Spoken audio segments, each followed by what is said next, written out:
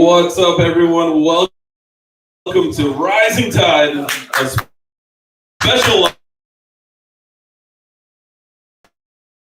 show.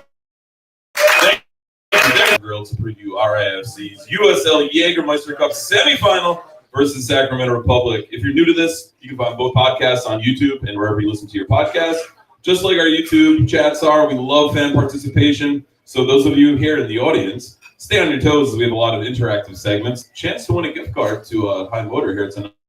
A special collector code for you later on. We have all that stuff planned for you here. We also have another exclusive Club Collector app, so make sure you get that out. We'll get you ready. Hopefully you can help you out for tonight's game. So before I pass it along, let's kick it off like we always do. Cozy up.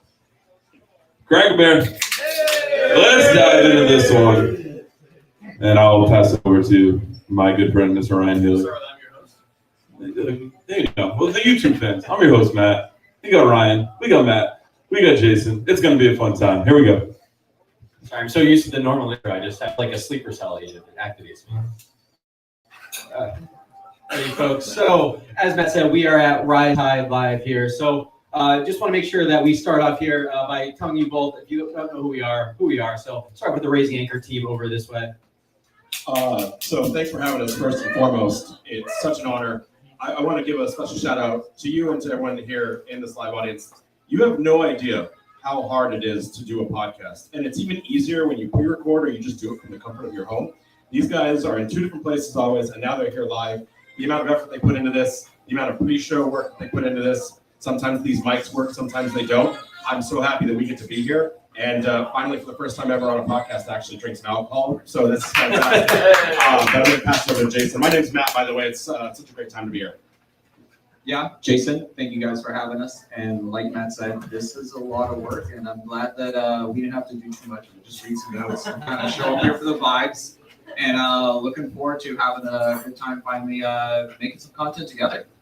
Awesome. Yes, the vibes, as always, are the most important thing here. So, and for those of you who don't know us, we are Tide Talk. We do pre-match, post-match, and breaking news content here, both on the podcast, but we have to shout out our bloggers. We got Andrew and Timmy here with us. Matt Hands will be here sooner than later, but definitely shout out to all those guys for all the hard work that they put in. You can find us across social media at TideTalkRI.com and our TideTalkRI and our website, TideTalkRI.com. Ryan, can we talk about a second that how lucky these fans are to have constant flow of soccer coverage for a USL championship team? Yeah! Not too long. When you think about it, from Sunday to the next game day, you guys can find anything, whether it's in written form, audio form, if you're the weirdos that like to watch. You know, you get to see it in every different kind of way. And honestly, one of the first things, I don't know about you guys, but when we started this journey, we went out and reached out to all the different participating clubs, organizations, supporter groups, and there is just not enough of this out there. I mean, I don't like to bring up Hartford, but they don't have anything. They have maybe one person. There are quite a few teams with nothing. And it's just such a testament how here in year two, the fan base is only growing more. And I just want to give flowers to not just you guys, you too, Jason. You get some flowers every once in a while. Just like those ones on his shirt. All of you guys, because we couldn't do this without you guys, and you guys are what sustain us. So thank you so much for having us. Thank you.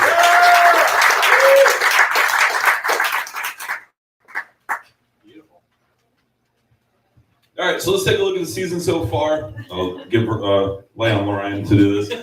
So RIFC currently sitting 9th place in the USL Championship, 16 goals for, 24 goals against. We are 24th, and if you follow the league, you know that means in goals per match.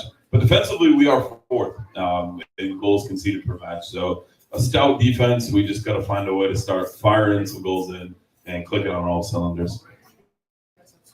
Yeah, so the nice thing about this slide is they didn't have to update it too much. Unfortunately, I did have to nick us down one place out of the playoffs here. So, you guys, if you were here at the last live show, you heard what our takes were on the season so far. But, Matt, what do you think about the season so far? So, I think it's at this point, it's a little bit of doom and gloom, right? There's first off, it's the New England appetite of the fact that when we don't see a winner right in front of us, it's like all is lost. And I understand that sentimentality. But I want to take a step back and actually wax poetic on all the positives that we've had this season. Because we're almost here at the end, and it's important that we look back.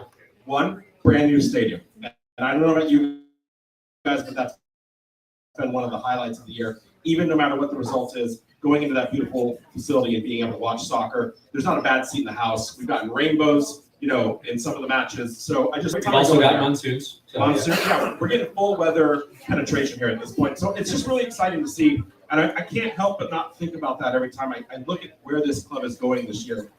But in addition to that, here we are in the precipice of potentially making a Jaegermeister Cup final tonight here in the semis. And we've basically been almost flawless here in this Jaegermeister Cup run, right? Unbeaten across all of our matches on technicality. I know we don't want to talk about that one, but it's just been tremendous. We saw a hat trick from Chico. Maybe the last time we ever see him score a goal, I don't know. But it's been a fantastic run on that front. We think about the U.S. Open Cup, right? We got to host a U.S. Open Cup match. We won our first U.S. Open Cup match, and then we got to host the Revolution and got to see these two teams go out, these two communities for the first time. And although we didn't win on the pitch, we definitely won in the stands. We definitely won amongst the supporter groups. And you know what, though? My favorite thing about this whole season, the pretzel stand. We got to talk about that. Give it up for the pretzel stand, folks. We're going to try and make an interview with the owner of the pretzel stand in one of our future clan chats. So we're going to talk about what his expansion opportunities are, how you guys can invest in pretzels as your forward future, and kind of go from there. But getting back to the on-the-pitch performance, I just want to say the one thing that we don't talk enough about, we are still leading the league across all competitions in red card accumulation. You'll never sing that. Did I miss anything in 30 seconds less because we're going to keep this tight? No, I was just going to add that despite maybe the on-the-field performance not being the best, the vibes around the club are still very good. I always look forward to seeing everyone here. And the reality is a lot of the naysayers have gotten a lot quieter. You still, when you talk to the non-sickos, the regular people, they say how great of an experience it is coming to the stadium. They don't talk about how bad we are. They say, that was so much fun. We leave that for us. It's really nice. That's what we do. Awesome. So thank you again to the Raising Anger guys for jumping in here and giving their thoughts on the season. Real fast, though. Yes. Real fast. Do you guys all think this has been a positive overall experience? I won't say season, but if you guys have not been having a good time all season, coming together here this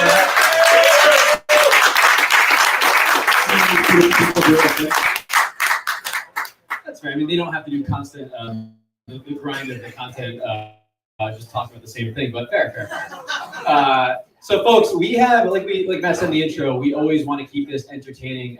So we are going to do some RIFC trivia. And for this, I'm going to need 2 volunteers because we are going to be giving away a $25 gift card to High Motor. So would anyone like to volunteer? The Tide Talk crew is not, they're disqualified. Would anyone like to volunteer to be in the RI trivia game? If you get this wrong, we'll laugh at you. Okay, Right, we got one. Archie, get up here. All right, folks. All right, so how this is going to work, there's 5 questions. Yeah. You know it.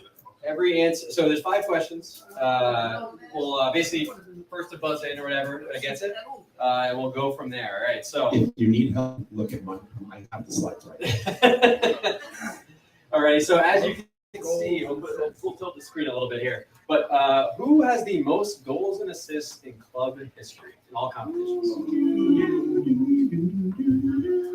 Archie? Albertico? Chico? That is correct. Yes, so Chico is tied with my guy Noah Fuson, believe it or not. Say that with confidence, right? That is the, I think, easiest of the bunch. But at the same time, it's tight up top. So let's hope maybe JJ or Noah, or I don't know if Chico's still hurt, maybe gets over the top here. But we'll see. So next question here, we have, who has accumulated the most yellow cards in club history? Yeah, well, this was a runaway one here. Clay Holstead is 23. I stopped counting as I went through this because it was even close. He said that with a lot more confidence. Yeah, season. However, there was a point where we started really digging into the yellow card rules. I think he also has the most green cards as well for rollback. Not gracious. I do that too. I was like, excuse me? Yeah. You learn something every day about Clay Holstead. All right, so I think this is where it's going to get a little easier, a little tougher. So for both these, I'm asked for your closest to the number. So you could go over, you could go under, but whatever your closest is here. So We'll give you both a guess. So, how many clean sheets for or against has RIFC had this season in all competitions? So, first. 6. Okay. Also, can I choose like either one or against? It's combined. Oh, combined. Okay. Think about how many times we haven't scored, and think about how many times we haven't been for score. I say 13. You want to revise your answer for knowledge? 16. So 16 is going to get it, guys. It's 20. This was one of the saddest slides I've ever put together. We've got 10 clean sheets for, 13 against, and 3 0-0s. So that's why it's not a perfect number there. So 20 is the answer. So we got a 2-1 score line right now going to question 4. So in our history, Rhode Island FC have created an expected goals for. So expected goals are this stupid statistic of like, what were the chance that you? Says the stats. Yeah, I listen. Yeah, as someone, I've been trying to let go of that. Connor lives in that grade. How dare you? So expected goals for greater than 2 15 times, which is pretty great. How many times has happened this season? 8. I'm gonna say. Again, remember, 13 times we haven't scored a goal. Let's just say 6. 8. That is twice. North Carolina, which this is actually the saddest part. North Carolina had a 0.8 penalty kick in there, so it actually was only like 1.2 in open play. And then Phoenix, which is a game we really should have won a very, very long time ago. So yeah, Phoenix was one of our top 5 of all. I mean, it was only the second game of this season, but it was one of our top 5 XG. It really gave me the hope at the beginning that, like, oh man, Yeah. we're gonna be a high-flying team. Oh, did I get that wrong? I mean, shout out to Aldair Sanchez, who's putting in crosses with his right foot, his left foot. It was awesome. And he's still putting in the crosses. Yeah. They just don't go anywhere. That's fair. That's fair. All right, actually, I don't know who won that one. Archie, so we got a 3-1 here. So here's a good one for all the real people paying attention. How many decibels did we set the noise record with? So for those who don't remember, we set the USL Championship noise record. Definitely not accused Flanny of cooking the books on that, but we did it. And how many decibels was it?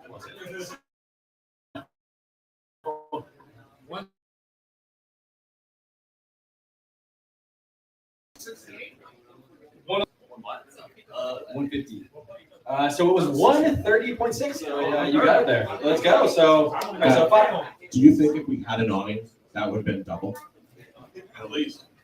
It's true. Hashtag awnings. All right, folks. Well, give it up for our contestants playing in RFC Trivia. Archie, congratulations. $25 gift card for Rising Tide to use at High Motor. I would suggest you don't come back for another time.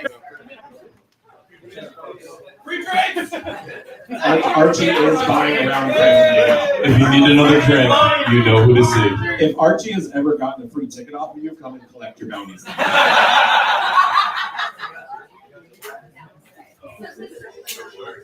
All right, so I'm super excited for this next segment. I dug really deep into the bag of tricks. We're going to talk about the Defiant 1636 Player of the Season. We know last year it was Clay Holstad, presented with that beautiful captain's wheel. So the nominations are still live until the 20th, right, Matt? All right. So I dug deep into the bag of tricks, like I said. I went back to staying home from school sick as an elementary kid. We got some prices right now. All right. So we're going to be playing cliffhangers. So there's going to be a player going up the mountain. And once you think the top of the mountain, so 25 is the highest number. If you think that is your player of the season, I want you to yell stop. If you think he is somewhere in the middle, I also want you to yell stop. Once I hear 2 stops, we're going to take that score down. So I want you to keep track of our scores, and we'll figure out the High Motor Rising Tide Player of the Season up to date so far this year. So here we go. I'll let it play through once so you guys can kind of see what we got. We have 5 candidates. We have Koke climbing up the top. All right, so I'm All right, so once I hear 2 stops, I'm gonna yell stop when you think Koke, where you think Koke ranks on the mountain. All right, and I'm not telling you the rest of the players, so you got to use a little bit of judgment here. ready? Go. Stop. All All right, so I got about a 13. 13. I heard my second stop at 13 for Koke. I saw Koke just dive off a cliff. So, really funny. If he gets injured tonight, this is on you. Well, you're going to see 4 more players dive off the cliff here. So, those of you that know me, I teach health and phys ed. I was in health class yesterday, so I got a lot done on the computer, as you can tell. Hopefully, no one from Davies is watching this, but we got a 13 for Koke. Ready? Karifa, yeah, we'll let it go through once so you kind of think of where, and then we'll have it played again. All right? And Karifa went off a cliff too. Sorry. All right, so here it is. 25. I got about a 7. There. Tough crowd. You win a 7 for Yao. I think we call that a yowzer. Yowzer. Tough crowd there. I'm here all night, or at least until this is over, but I'm here all night. All right, so I'll yell at the next player so we don't lose twice, right? All right, yeah, so we don't have to play it twice. The next player is Amos Shapiro Thompson. Ready? Ready? Set. Here we go. Stop! Wow, we got about a 9, I would say.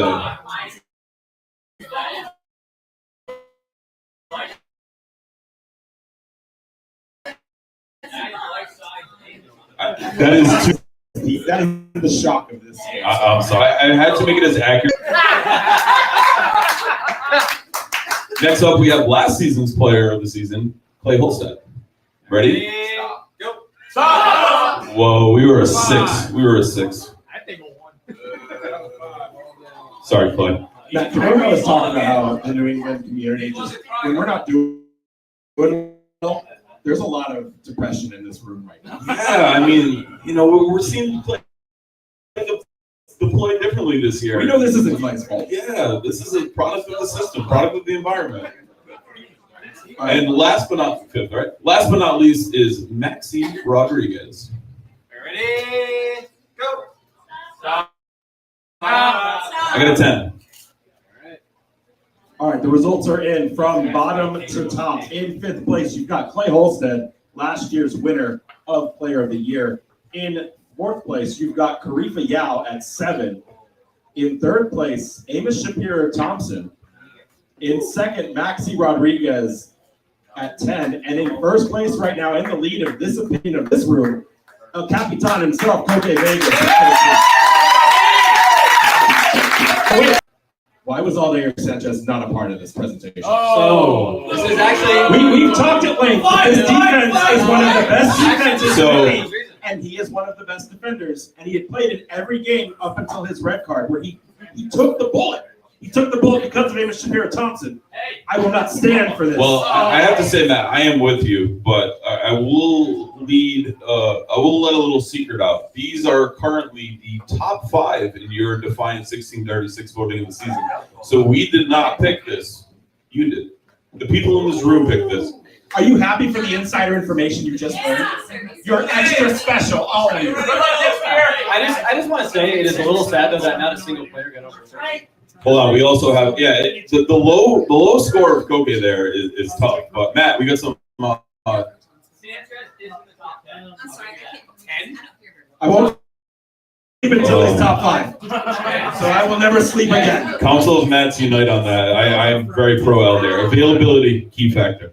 Okay, hey, I know we got to keep this tight, but when we talk about this, Take a shot of Jaeger every time he says keep this tight. keep it tight, guys. Keep it tight. I want to see everyone. All of you tight. But hey, honestly, should a defender win this outright? Like, we can influence. We get a chance here in this moment. We've talked about how great this defense is. We also know that that's also part of the goalkeeping core. That's also what the midfield is helping. Forwards, fuck them. But when we talk about this defense, should a defender not be, or a goalkeeper be, at least at the highest spotlight? Well, we had a keeper there. We did have a keeper there, so that is fair. But in an effort to keep it tight, let's move on to the next slide. No one's drinking. We're all too locked into this. Cheers, everyone. Alrighty, folks. So for what you came to see, we are moving on to the Jaegermeister Cup here. And folks, let's kind of have a shot of Jaeger. Salud! College! Tastes like dorm room regret. Yeah, didn't get better than last time, folks. But I will kick it over to Jason to bring us through the semifinal matchups. Yeah, so when we look at the, we've got two finals tonight, both at the same time. Your RISC up against Sacramento Republic. And our neighbors to the west, we do not like, Hartford Athletic. Those we shall not Who are they? Foxy. Up against a Greenville Triumph, who's done pretty well to get to where they are. They actually took out a few championship teams along the way. The underdog team. Unfortunately, I think maybe this is the end of the road. Oh, it doesn't play the magic of the cup. There's a destiny for the never-ending clan, though.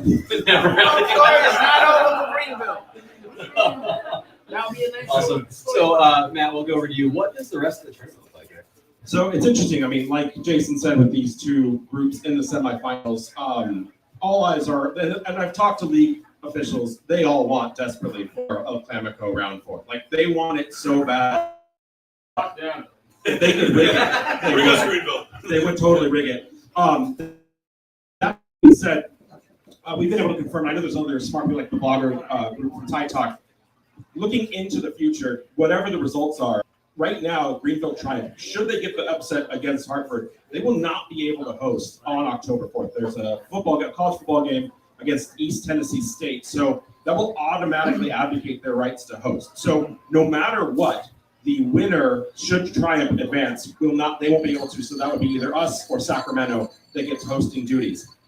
What I've heard around the league, though, is that there's a conflict. It will be a random drawing between these two teams. However, it's in that era of, technically Hartford has already seen us now twice here at Centerville. A fourth round would make it an even competition if the game were to go to Trinity Health Stadium.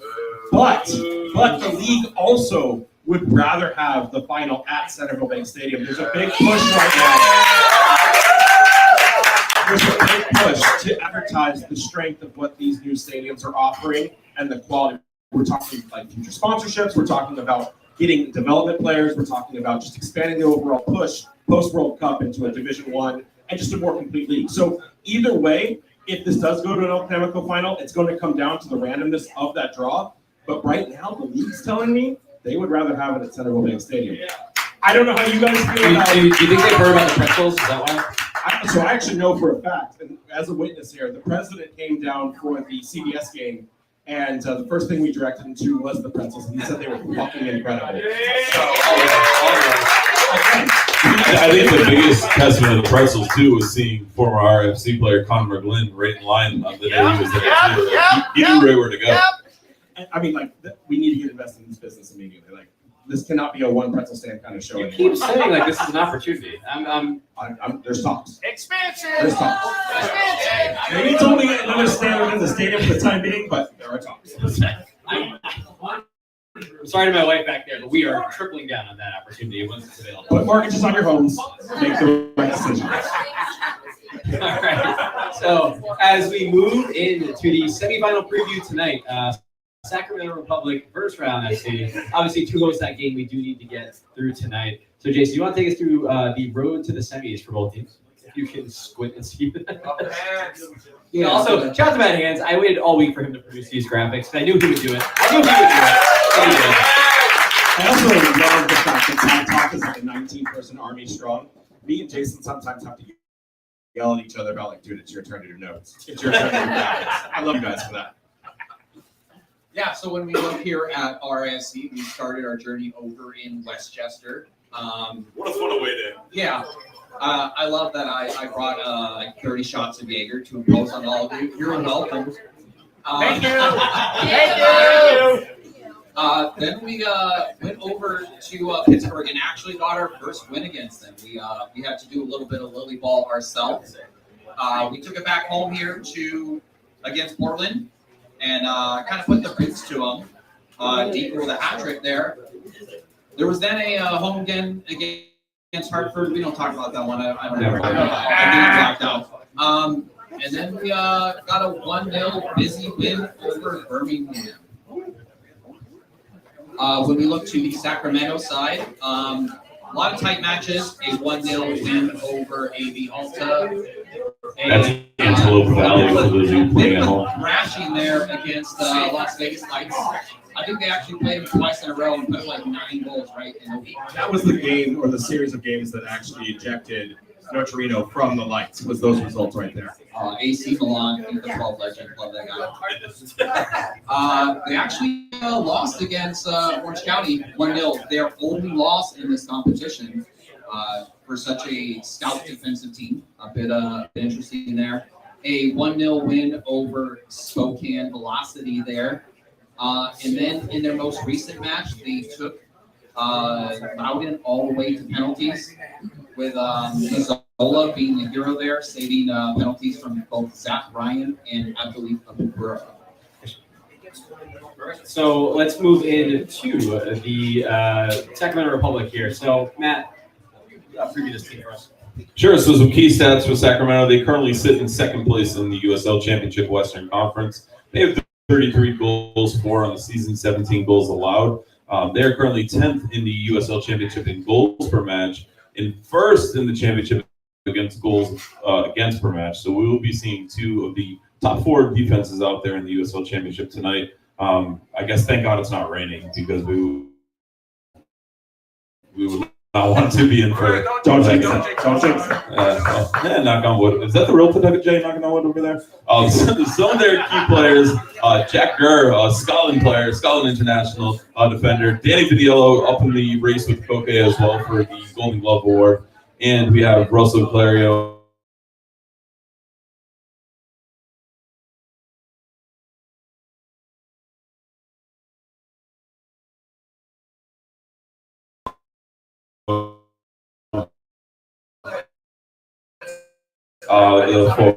For them, but I for Sacramento.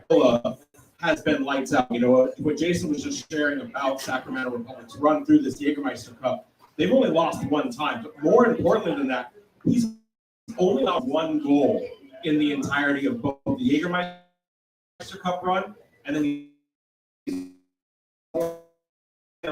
allowed 2 additional goals from San Jose during the off. They've been very great for the regular season performances. It's kind of ridiculous when you look at this guy. He reminds me of Jack, right? He's a fantastic backup keeper. I don't know how Sacramento keeps their claws in him when they're this offseason. Either they're paying him way too much money to be in second rotation, or he's going to find a better team, or at least a place where he can start next season. So I think Mazzola's going to be in there. Unlike Kono, who ditched his keeper for the Jaegermeister Cup because he needed to be all in for these results. Is it already in? Hold on. Yep, there you go. I see a lot of phones being checked, so the lineup is out. All right, well, here, go ahead and say this lineup so that way we can move through it. All right, well, we'll move it along. We'll go the lineup in Club Collector here, but yeah, just Jason, if you want to recap the previous match against Sacramento here. Ooh, another one of those matches we did not want to remember. I think we went into that match feeling a bit good about ourselves. Sacramento was not particularly in a great place. Yeah, they were not looking great, but they put the boots to us to a certain extent. They were very organized. They sat back. They hit us on the counter hard. And honestly, I went back and watched some more of that game yesterday. Like You're an absolute sicko. You're an absolute sicko. Honestly, they could have scored a lot more against us. We were really disorganized in the back. I mean, the one thing maybe I would say is we were still in our 4-back line era back then. It was a beautiful time. I loved it, but I don't know. It's real to say otherwise. Yeah, that's fair. So we can quickly move past this. We had Jack Gurr and his beautiful thighs streaming up the wing on that. But folks, your leg man. I mean, yeah. But folks, as we said earlier, we do have a custom code tonight for Club Collector. Rising Tide 25, all caps, which will get you up to Craig as always. This will only last 48 hours. He cut it down. He said people cannot get a free lunch anymore on Club Collector. 48 hours only. But with that says the guy who gets a free lunch every time he goes to the stadium. But as we said, we can go through the starting lineup as you think about your Club Collector lineup. So we have Koke Vegas, your captain in net. We got Aldair Sanchez, Hugo Bacharach, Karifa Yao on that. Grant Stolman back on that the back line. Yep. We then have Image Spiro Thompson, Max Rodriguez, Clay Holstad, and Marky Barr in the midfield, and then we have J.J. Williams, Dwayne Atkinson. Really hope I didn't miss Max Rodriguez, but yes. So that's your starting 11. Some interesting notes. Mabika on the bench. We have Frank Ladarce return bench. You also have Haraval, Brito Fusan, Jackson Lee, and Matthew Ndongo. Did anybody think that Diop would make an appearance today? No. Not even on the bench? Clearances, I don't know. It still said pending when they announced him. So pending just means that it could be up till 12 o'clock the day of. all right. They needed to get him in before the roster freeze yesterday. So he's already been at the stadium. I've seen him. I just couldn't talk about it. But he's integrating in as quickly as possible. So we'll see what happens. But I thought maybe a he bench. would have been a bench player today. That's what I love about it. I honestly, Who's giving the paddle out on Saturday? Yeah, who's giving it to Diop on his first game? Secret. why? I hope If he gets 2 headers. We'll get there. But We get free chicken. yeah. Jason, any surprises in this lineup here for you? A little interesting to see Stoneman right back into the lineup. It felt like the defense. No, I love me some Stoneman. Oh, I know. But it felt like the. I know that's a me problem. It felt very much like the back line was solidified to a certain extent. As it should have And been. if anything, you would. If it ain't broke, don't fix it. Yeah, if it ain't broke, don't fix it. Yeah, or just put Rio Hook back in. Either. Surprised. But I just kind of wasn't in it. How about you, Matt? I am surprised about the rotation. I knew that Stoneman would make his way back into that back three because he is Kano's guy. Like when you look at the players in terms of their allegiance to Kano, there's 3 players that beat out everyone, and that is Stoneman, that's Amos Shapiro-Thompson, and that's Zach Darabo. There's a lot of other players that have always been in Kano's camp, but those 3 are always like, as long as they're performing well, they can find a way in. I really want to study this for the rest of the season where how does Kano balance that back 3 rotation? Last week we saw him take Yao out for Stoneman's entry. We've all seen, and I've heard you guys on your show talk, like Mabika just can't get a fair shake of playing a complete 90 a majority of the games, discipline or not. And so it's really interesting to see, like, where does this go? I always thought Hugo might inch his way a little bit further forward in the central midfield. Especially with Corcoran now departed from the team. So it will be interesting to see, and then now that does complicate things even further with Diop entering the squad. I know there's been discussion all week on the Discord about will he be the center back like Kano said, or will we see him more in a fullback position? Well, yeah, but like Kano, let's call it what it is. He doesn't play players where they want to naturally play. But I was going to say, if you're talking about people inching into midfield, you know, I love to inch into midfield. Like, set. That'd be really Well, nice. imagine we need to change.org for that to Kano's. We'll get there. But folks, we have come to the pivotal point in the podcast. We need to start hearing your score predictions. If you want to give an RFC and 3 with it, we will happily take it. But any score predictions out there? 2-0. I love your faith. 1-0. Bless you. Bless you. 1-0, 2-0, 2-0, 1-0. I want to remind everyone that 2-1. Zola has only allowed 1 goal in the entire campaign. And we have scored 16 goals. Granted, that's regular season. I think we've got like, 7 in Jaegermeister, but Forever faithful. are you guys all that drunk already? Any RFC and 3s out there about the games to go? Busy's going to score. Hell yes. He's gonna do it again. He's gonna yank some. That's not 3 words. That's more That than isn't 3. 3 That's words. more than 3. You just qualified. Try it again. Use your words. He's got it. Hey-oh. It's still 4, but we'll ride with that. Almost. Never mind. That's 3. Thank you. It's been drinking. How about just to the final? To the final. Let's go. To the final. All right, so who wants to kick us off on the panel for score predictions?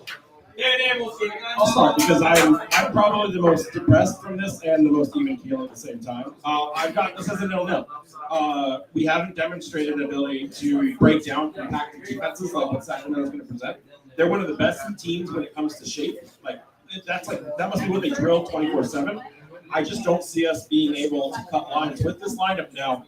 I think it's going to be a conserved game. If we get a chance and we can convert it, maybe. But this has 0-0 to me into PKs. But because I will always believe in this team. They're going to do something we've never seen before and win in penalties. Oh, that scares the show. That scares the show. That's reality, man. Deal with it. Yeah. We're up there. This is the end of the season, man. Get with it.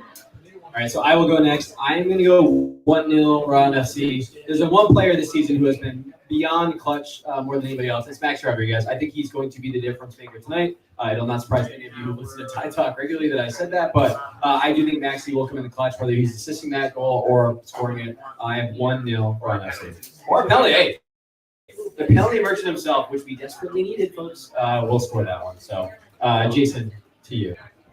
Similar to Matt, I look at these two defenses and I think this is going to be a bit of a tough match. I'm going to go with a scoring draw, though. That still leads to penalties. So 1-1. And I think I'm going to, because I don't want to doubt this team. Same thing. I'm going to go with the fake. You don't get booed in front of everybody. Not yet, though. I'm gonna go same thing. I think that we'll finally figure out how to do with penalties. I think El Planico is their destiny. Who scored the goal? It's a maximum penalty. So I gotta say, I hate that Ryan and Jason both said Maxi because that's what I was thinking of all day. So Don't go last. thanks for passing the mic last, Ryan. I appreciate that. In the effort of going a little bit different, I have a 1-0 full-time win for Rhode Island. And whether it's Maxi busy, it's gonna be one of the two of them. I'll leave it up to that. I will say this. There is a very good chance if Rhode Island FC scores first and they can dictate terms,